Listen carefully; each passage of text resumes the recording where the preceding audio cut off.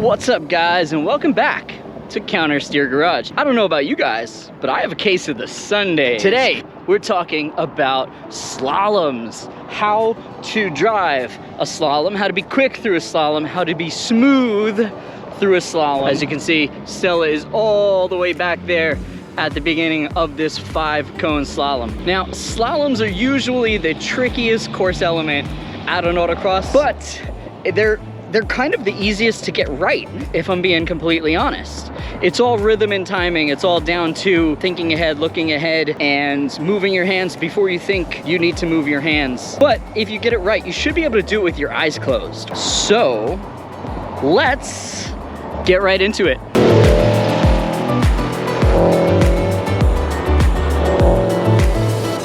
Big announcement. Stella and I have been chosen to become Blip Shift ambassadors. Basically what that means is that you could get torso covering goodies like this FRS shirt, this driver's jacket, or this sweet beanie, and use coupon code Apex Hunter for 20% off your first order. So head on over to blipshift.com and, like I said, use code Apex Hunter. Now, let's get back to the video. So behind us here, we have a traditional 5-cone, 60-foot slaloms. Now keep in mind, 60 feet is all, it sounds like a lot, but your car is probably 20-25 feet long. Everything has to happen very quickly, very precise for the proper timing on a slalom. So you will have two different kinds of slaloms. What you see here, this is an optional slalom. So basically what that means is that you could begin the slalom on either side of the first cone and then continue the slalom to the end. Now, some slaloms will have a pointer cone on the first cone. That designates what direction you need to start the slalom. You don't get to choose then. You have to start on this side and then continue the slalom to the end. Some clubs may do a pointer at every single cone. It's a little unnecessary, but it does help visually to help you learn the course, things like that. But traditionally, you'll see a pointer cone on the first cone only, and you will enter this cone on our left here and run the slalom to the end. So before we talk about how to do a slalom the right way, let's talk a little bit about how you're doing it currently and why it's the wrong way. So there are two main factors that make somebody slow in a slalom, and we're going to talk about both of them right now. The first common issue that we see is charging the slalom. Everybody wants to go as fast as possible. You know, that's kind of the point of autocross, is to go as fast as possible. But in a slalom, it takes patience, it takes timing, and it takes car placement far more than vehicle speed or velocity. So keep that in mind. Do not charge the slalom. Be patient on entry so that you can give it the beans on the exit. The second thing that we see most commonly with new drivers is being late on steering inputs. It happens very often where you will turn late on the first cone, then it'll make you even more late on the second cone, which will make you even later on the third cone, and then by the fourth cone, you're running it over. If you miss your timing on the first cone, it has a concertina effect, and you really have blown the slalom. So the first cone, the timing on the first cone, I would say the timing on the first 2 cones is critical to doing a slalom properly and doing a slalom quickly. The common term in racing is slow in, fast out, and that couldn't be more relative than in a slalom. Now, another place where a lot of people lose time is being imprecise. You want to get as close to these cones as possible. Keep in mind, for every 1 foot, that's 12 inches, that you are off the apex. That's worth 1/10 of a second. If you're a foot off of every cone in the entire slalom, you're losing 1/2 a second in an autocross where your total lap time is between 40 and 60 seconds. 1/2 a second is an eternity. So you got to get real close to those cones without running them over. The good thing about these little issues that we see is that they're all very easily corrected. You just have to recognize them, which is a whole different part of autocrossing, is recognizing your mistakes and correcting them. But you just have to recognize what you're doing and what you want to do. So here's a perfect example. At the front and back of this slalom, we have a 2-cone gate where it basically just guides you into the slalom. And you see where my car is positioned here in the center of these 2 cones? That is all wrong. What that's gonna do is make you really shallow on the first cone of the slalom, and it's gonna kill your whole slalom. So let's first talk about car placement, because car placement is something that you can do while driving a slalom slowly and then ramp up your speed as you get more experience. Car placement, same slalom, same gate, But now you can see I have the car positioned all the way to the left. Now this is assuming that I want to go left at the first cone in the slalom. But I have the car positioned all the way to the left. Look where I am on this cone. And already you can see I have it slightly turned into the cone. The sooner that you can change the car's direction and get the car settled, the better grip that you will have overall. So we want to start the trajectory towards that first cone. So let's get the car down to the first cone and see how you want to position the car now.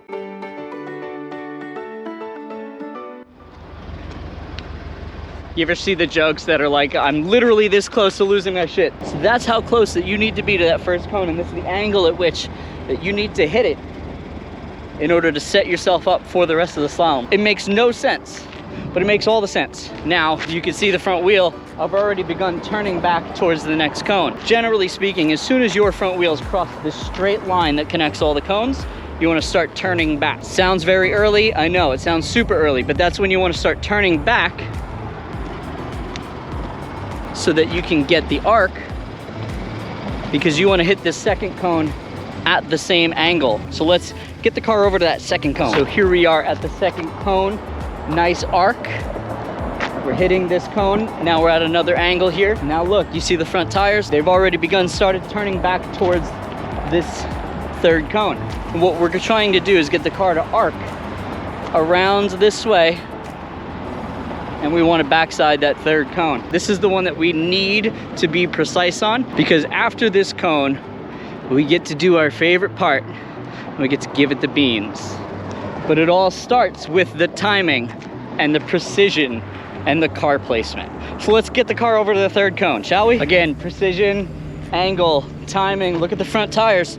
They're already turned towards the next cone. Look how close we are to the cone. All about precision and car placement. Now we're looking ahead here to the next two cones. We have 4 and 5. Now cone 3 is your cue to mat the throttle, because 4 and 5, while they are there and they are part of the course, they really don't matter.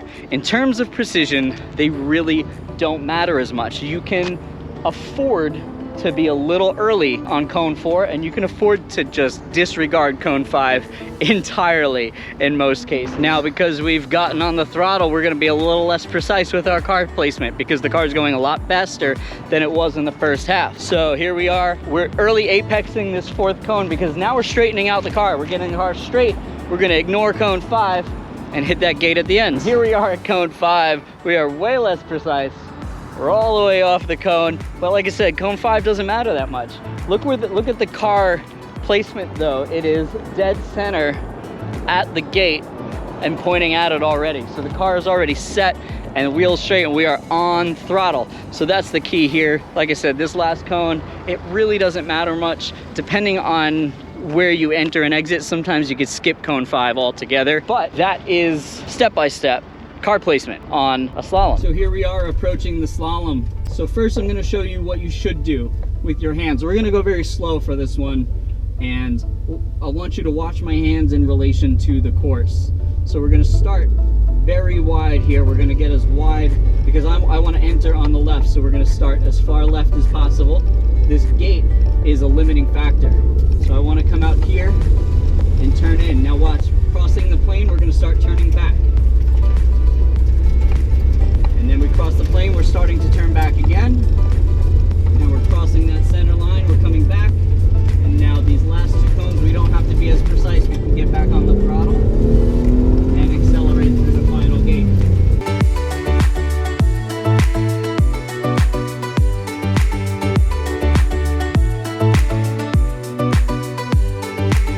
Now let me show you what that looks like at speed. So we're going to ramp up the speed on this one, and let me show you what it looks like in a little bit faster of a speed. Ready? So we're going to turn in. Now we're turning back. Now we're turning back.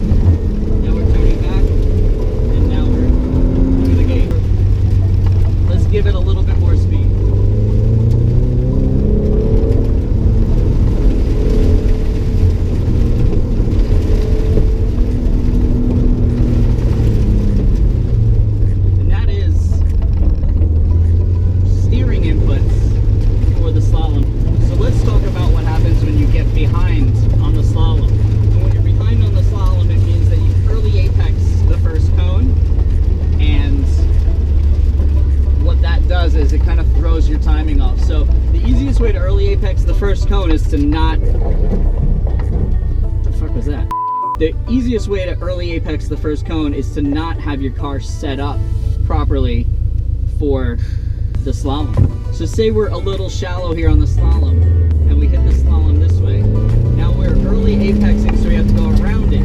Now we're late and now we're way off the cones, and look what happens. It has a concertina effect. By the time we're here, we're right on top of the last cone, and it throws our timing entirely off for the entire slalom. And like I said, every foot that you are away from the cones, that's a tenth of a second. So you could lose potentially, if you go as fast as your car can go, you could still lose a half a second in your slalom just by not being precise. Speed. Everybody's favorite part of autocross and racing in general is going fast, right? We need a little bit more patience. We don't want to go too crazy. Like I said earlier, we don't want to charge the slalom. We have to have patience on throttle and patience on the brakes. You really don't want a hard brake before the slalom. You want a hard brake between cones 1 and 2, and you want your slowest speed to happen between cones 2 and 3. So let's do it real slow. Coming up to the first cone, this is where we begin to squeeze on the brakes. We're not stomping on the brakes, we're squeezing on the brakes. Remember the string theory. And we are going to ease on the brakes, and we're gonna ride it all the way up until about cone 2. And right about here, between cones 2 and 3, you should have done all of your slowing, all of your braking. And you should now be transitioning from brake to throttle at this point. Once we hit cone 3, we are getting on the throttle immediately. So now we are just beyond cone 3. We've already begun applying the throttle. Look at the front wheel already turning towards cone 4. And now we are matting the throttle, and we are not lifting until the next braking zone, wherever we got to turn. Cone 3 to the end is going to be completely flat.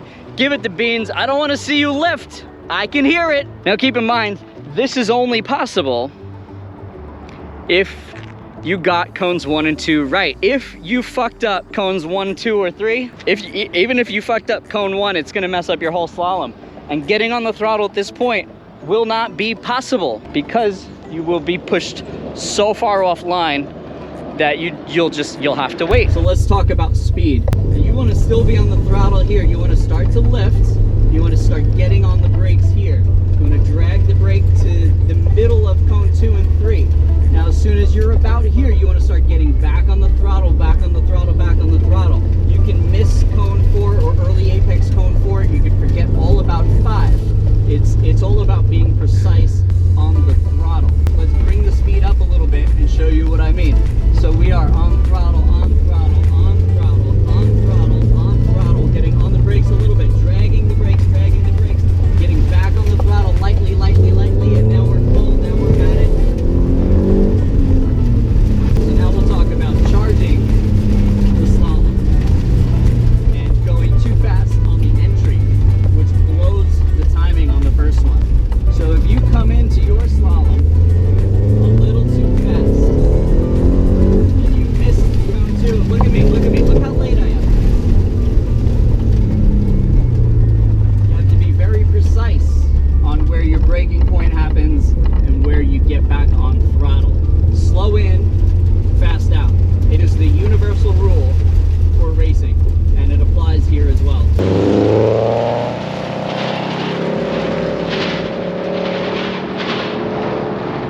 So now, I talked a lot about the rhythm and your hands and all of that and getting everything so precise. Now, if you do everything the way I told you, you should essentially be able to do the slalom without looking at it or with your eyes closed. I'm not going to do it with my eyes closed, but I'm going to look out the side window, and I am not going to look directly at the course, and I'm going to show you exactly what I mean.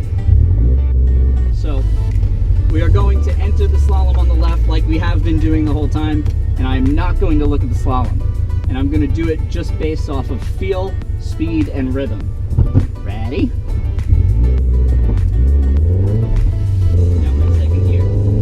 Start looking out the side window. Now I'm not looking at the slalom. I'm looking out the side window, and I'm just, I mean, that was a little funny, but I did it. I don't think I hit any. No, I didn't hit any cones. So let's try that again. Let's try and be a little bit cleaner on it.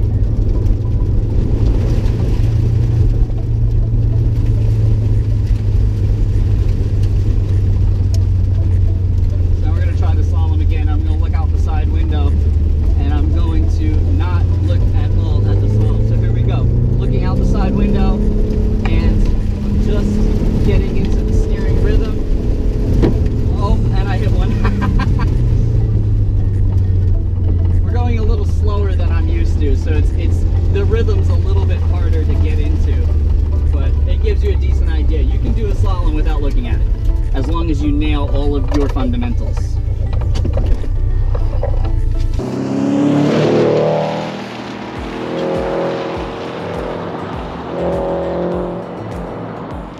And that is it for today's video. I hope you learned something. I hope you can go super fast at your next autocross by nailing the slalom properly. If you have ideas on what you want to see on the next autocross video, leave a comment. Tell me, let me know what you want to see, and I'll walk you through it. I'll help you get faster. We'll be fast together. Leave a comment. Let me know what you want to see. In the meantime, hit that subscribe button so you don't miss the next video. New video every Taco Tuesday.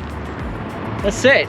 Hit like. I'll see you guys next Taco Tuesday.